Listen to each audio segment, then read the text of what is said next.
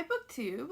So in the month of March, it's basically the month of the many readathons. I'm going to be participating in 3 of them.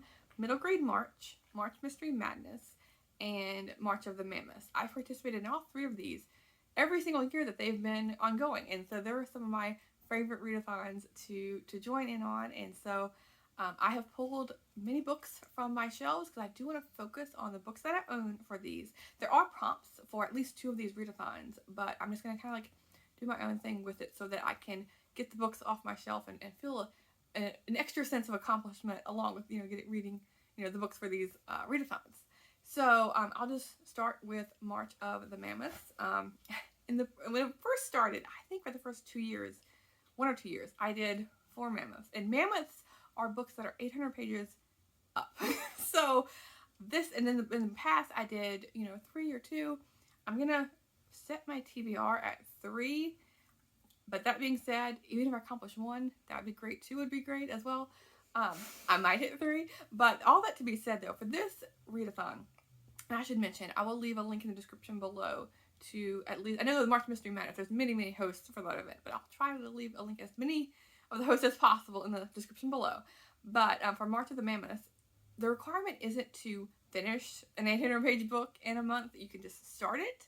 And I think the host, Jason over at Old Blues Chapter and Verse, he has mentioned himself how, like, the past March of the Mammoths readathon, he hasn't completed, the book either. So, there's that. You don't have to feel the pressure of completing them. I just for myself, I would like to start and finish a book in the same month, ideally. Doesn't have to happen, but I swear that's like a BookTube thing, because prior to being on BookTube or watching BookTube, I never really thought about it. But now, like, I do wrap-ups and whatnot, and you're, like, in that mindset, I guess, of, like, each month has, like, a theme, in a way. That has made me more, like, hone into, like, a 30-day time limit there. But that being said, these are the Mammoths that I have selected. So I'm going to go easy on myself, and if you can call that going easy on myself with like 800, and I guess I can tell you, like, since it's a focus on a page. Oh, sorry. Okay, so I'm back. I had to do a little edit there because Fable ran over and tipped the camera over, and I didn't want to make everyone nauseous with the motion sickness there. I'm not exactly sure where I left off on things, but my first pick for the Mammoth Readathon is the New Yorker Book of Poems. Like I said, I'm gonna try and go easy on myself with the poetry collection. It is 835 pages, and I'm just gonna read a couple each day and, like, work my way through it. I might start these a bit early in February, like kind of like cheat in a way, maybe. I'm not sure, but yeah. So I'll just have this on my nightstand throughout the month and work my way through these. I have the Science Fiction Year's Best. It's the 22nd edition. And this came out, let me see here, in what year? If I can find it, let me see, 2005. And this is edited by Gardner Dozois. Science fiction, I do dabble in it, but I am by no stretch of the imagination that informed or knowledgeable about science fiction. So when I saw this, I think I saw it at a thrift store, something maybe for like $1. Like, why not try this? Because there's a bunch of authors here that I do not recognize at all. Maybe you do. But I thought, like, a collection like this would be great for me as someone who's basically new. I would say I'm a newbie to science fiction, so this will be a good introduction for me to, experience and explore authors and see what I like, what I don't like. Some anthologies can be hit or miss, but I was like, a year compilation, and Gardner Dozois, I do recognize that name at least, so I'm gonna trust, his knowledge that he selected some good work here. So there's this one, and let me see how many pages. Because I'm not sure exactly where this cut off before with Fable, but I was saying with the page numbers, I don't take really focus on this, but since we're doing 800-page books, I was like, why not? Maybe what I could do is for the whole month, see how many, like, just, instead of, like, how my, like, my count of books, also include a page count. That would be interesting. 822 pages. So there's another one. And this is the same as, like, the poetry collection. This is going to be something that's ongoing on my nightstand, my book table, if you will. And I'll just be reading a couple each day. I'll have to count and see how many short stories are in here and just divided up. And then the last one is one where I'm just going to try and read it straight through. It's a history book, The Fitzgeralds and the Kennedys by Doris Kearns Goodwin. I really like the books I have read by her. She wrote a Lincoln, I can't remember the name of it. Does it say it in here? This book might have came out prior to her writing it. It was like the Team Rivals, I think, is the name of the book. But this one is about the Fitzgeralds and the Kennedys, and this is an American saga. I know, I've read a couple biographies of Kennedy, but I know nothing about the Fitzgeralds. And so I was like, this would be basically all new, like the whole, all the families. So I think it would be very interesting. So it's a sweeping history of the two immigrant families, their rise to become potent political dynasties, and the marriage that brought the two together to found the most powerful family in America. So that just sounds so interesting. And I got this maybe last year at this time. When Mammoths were on my mind, maybe. And so I really should have gotten to this before then. I don't have to wait for a readathon to read a Mammoth, but this is 932 pages. I think maybe that's why I put it off. I don't know. I'm not necessarily daunted by big books, but they do take up a lot of time, so I don't know. Yeah, so these are my choices for March of the Mammoths. And sorry, this might be a little bit of a longer video, but with all these readathons, I can't hold back. I can't restrain myself and pick just a couple books. So for March Mystery Madness, I basically pulled every single mystery book off my shelf. So I have these, and then I have, it's like wobbling all over the place, and I have 3 romantic suspense that I might include. So I'll just go over those really briefly. I have 2 love-inspired suspense books, and these are mystery thrillers with a little bit of romance in there, but it's much more of like in the background with Christian themes. Like often they'll be praying or talking about God or like a relationship with the church, something like that will be in there. Not all these are too prevalent in that, but it is like a sprinkling in there. But so we have Undercover Identity. Her undercover identity is exposed. Point Blank Protector by Stephanie Newton. Never heard of this author before, but the cover is what drew me in. And this is an Emerald Coast 9/11 part of a series. Does it mention what coast this is on? No, it doesn't. But yeah, I'm not going to go into any great detail on these because I have quite a few books to show you. This is the other love-inspired suspense. Deadly Cover-Up by Kathleen Taylor. Another author that I have never heard of before, but it says larger print. And when I opened the book, I was like, wow, it really is larger print. I don't know if you can tell, but maybe I can compare. It is, I don't know. I can't compare. This one is larger print too. It's just a different style, so the larger print was up here. But yeah, never mind. Here we go. It's a normal book.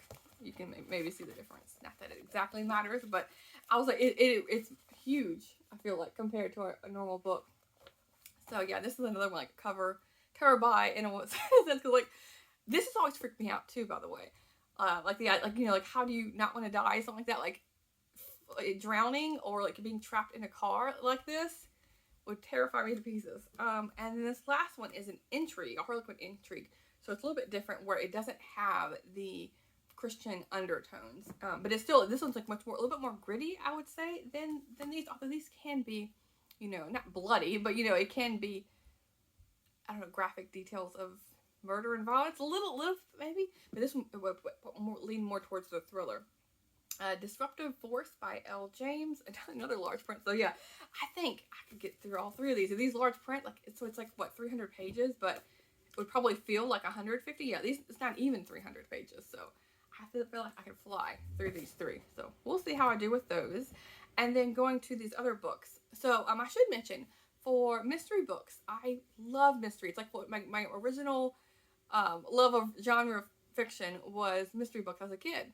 But nowadays with ebooks, there's so many that are available through digitally through Kindle that I don't buy nowhere near as much as I read for mystery, if that makes sense. So all of these I have picked up from little free libraries that are books that aren't available on my e-reader. So yeah, I should say with all this, I do plan on reading some ebooks as well. And so for those, I'll probably read like the newer mysteries and what have you. So a lot of these are older. and just what I have found at Little Free Libraries, like I was mentioning. So we have Peter Lovesey, Swing It Together, a Sergeant Crib mystery, and this seems like a old fashioned cozy mystery. Let's see here. It's a Elfrida College for the Training of Female Elementary Teachers encourages the highest standards of behavior in young ladies. Okay, so I'm not sure exactly what's going on here. But let me see. When did this come out? 1976. So yeah, we'll see. And some of these older books I might read a chapter or so and then drop it. I don't know. Let's see here. We have Mom Doth Murder Sleep by James Yap. Is that part of the title? Let me see here. Yeah, Mom. Oh yeah, they're all like mom related. So in the previous books was Mom Meets Her Maker and A Nice Murder for Mom. So I'm not sure exactly what's going on there with that. This came out in 1991. It says Mom loved murder like most people loved crossword puzzles. So I'm guessing like the mother is the investigator in this. Maybe I'm not sure. We'll see. Let's see. James Lee Burke, The Neon Rain. And it says, in the city of jazz and desire, he's a cop with a battered code and a heartbeat away from death. A Lively Form of Death by Kay Mitchell. Lots of death titles. Although, like, we have death in the title, but then you have this really pretty spring cover and more butterflies on the back.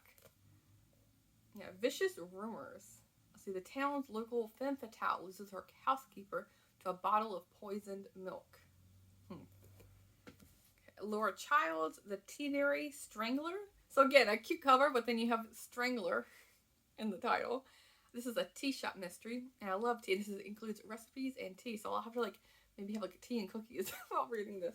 I don't really snack while I'm reading. I might have a cup of water or something beside me. But for always I feel like for cozy mysteries, they're all the food themed ones, like the food location, like the food shop ones. They always make me hungry, so I might have to bend my rule and have a snack while reading that one. The next one is Mrs. Polifax Pursued by Dorothy Gilman. All these authors I've never heard. Laura Childs I've heard of, but these other ones I haven't. This is taking place at a carnival. Okay, and then Snobbery with Violence by Marianne Chesney and Edwardian murder mystery, and the Edwardian part is what drew me to this one. It says a sparkling new series, Aristocats, House Parties, Servants, and Murders. I love a good house party in these older Victorian Edwardian stories, and you can see they're off to a party now. Let's see, No Greater Crime by Maddie Day, a country store mystery. I love country stores, visiting little mercantile general stores in small towns. Nowadays I love visiting those, so I couldn't resist this one. It says Robbie Jordan's Pans and Pancakes boasts delicious eats and the best vintage cookware finds in South Lick, Indiana. And now for a limited time, there's a special feature on the menu: murder. Well, I hope it's for a limited time or never. Okay, there's a couple more for the mystery readathon. We have Helene Thurston, Night Rounds, and Inspector Irene Huss investigation. And I believe this one was a Swedish mystery. So I think talking about gritty, I think these tend to be gritty because just the cover alone, this one scares me. I don't know if I'm gonna make it through it because this creepy old rundown hospital. That's where nightmares are made. I have a hard time with stuff like that. So that one might, again, some of these I might just read a chapter and just bye bye. I don't know, but I'm gonna try. We'll see how I make it through it. And these other two are the same, seem like the same publisher. What publisher is this? Let's see here. Annie's Fiction. Okay, Annie's. It's Annie's Fiction, and I've never heard of this publisher before. I was wondering if it's an imprint of someone, but no, it's not saying that. But this one is a last resort, a Scottish bakehouse mystery, and Scottish bakehouse mystery is what drew me in. And it comes with a built-in bookmark and everything. It's a hardcover. What's the dust? Then the inside is just plain. I was wondering if maybe it had a great illustration, but the cover is nice. Both of these actually are Christmas themed, but I don't mind. I can still read a Christmas book in March. It's still cold enough. So this one, and then the other one is The Christmas Key by Emily Thomas, and this is part of the Blue Hill Library. The cover, the description, all of that just was begging for me to pick it up. This is Anne is busy preparing for Christmas when she finds a key among the holiday decorations, and she discovers that the key unlocks the church's Advent cabinet, where there's a ring, and like, yeah. So she's trying to figure out who the ring belonged to. Does this one have a bookmark? No, it doesn't. But is this by Annie? This is by Guidepost. These kind of look. Maybe I'm wrong. Maybe they're completely different. But I don't know. You don't often see hardcover mysteries, like cozy mysteries like this. But this is an Annie's fiction book, and this is by Guidepost. And Guidepost, I want to say, does a lot of like Christian historical fiction, mysteries, what have you. So there is this one. Okay, so that's 2 of the readathons. The third readathon is Middle Grade March, and this is like a big event on BookTube as well. And so I am going to try and participate by reading as many of the middle grade books that I own. And I've been trying to do alphabetical order just by author, because I have them alphabetized. So I'm going to turn the camera around and show you, just like kind of like scan through the shelves. I'm not going to go through all of the books, but really I would like to get through maybe a book a day of that, because they're so short. So I'm hoping to get through, you know, at least 30, 31, however many days are in the month of February. Not February, March, because I can never remember that. But anyway, I'll turn the camera out and show you some of those. Okay, so this is my middle grade shelf, and there's some down here as well. And then I have a couple that would count for like the Laura Ingalls Wilder generational saga series. They have I have Little House on the Prairie up here, that box set, but then I also have her great-grandmother Martha, her grandmother Charlotte, her mother Caroline, and then I have the Rose years. So I'm right now working through the Martha series, and so I'll show you one of them. But the fourth one in the series, the last book in this series of Martha's years, is out. They're all out of print, but very, very expensive. But I might read it on Internet Archive, I believe, and then move on to Charlotte. So you have, here's an example here of those. So I might read a couple, and then going to like these are all books that I have found at little free libraries. I think for the majority of these, if not, I paid like 50 cents for some of them. So I just like pick them up on a whim whenever I happen to see them. So before the month of February, I was working through this, and so I'm going to try to read these alphabetical, and I think I was on D. So I have Nothing's Fair in 5th grade, one of these Apple paper. I might try to read all the little Apple books that I have, because I love these as a kid. So let's see here. I'll just like zoom in a bit so you can just like see, and I can stop talking for a bit so you can just like, look at what I have. Hess is one of my favorite middle grade authors, Karen Hess, Out of the Dust, and it's told through poetry, and I've reread this twice, I think. So maybe read it again, but I have a couple other, but I've read this one as well. The Music of Dolphins was different and very interesting. But I have a couple others of hers that I've never read before that I could get to. And then Gary Paulson, I have several of his books. I've read, again, quite a few of these, but there's a couple that I haven't read. And then you get Cynthia Vol. I see these all the time at Little Free Libraries, and so I've read one, but I haven't these other ones. And they look like, I don't know, like 80s kind of style books.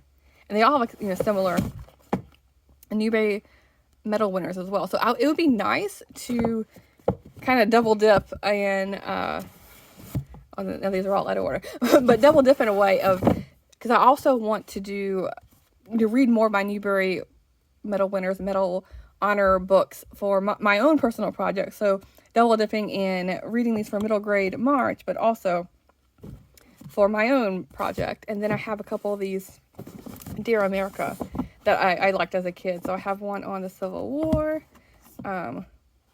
Overland Trail, from New York to Idaho.